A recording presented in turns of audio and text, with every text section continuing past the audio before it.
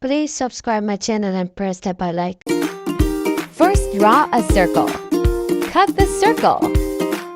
Turn it to side, like this. Turn it up to down, like this. Cut the two eyes with white paper. Paste with glue.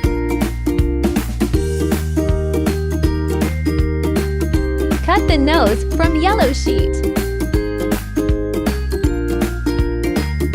Paste with glue. Make the elf feet like this.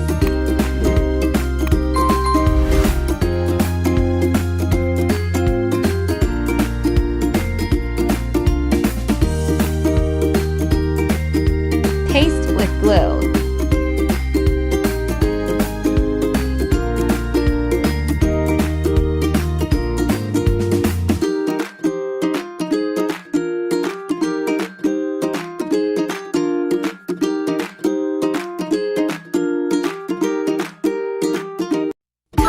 And the L is ready.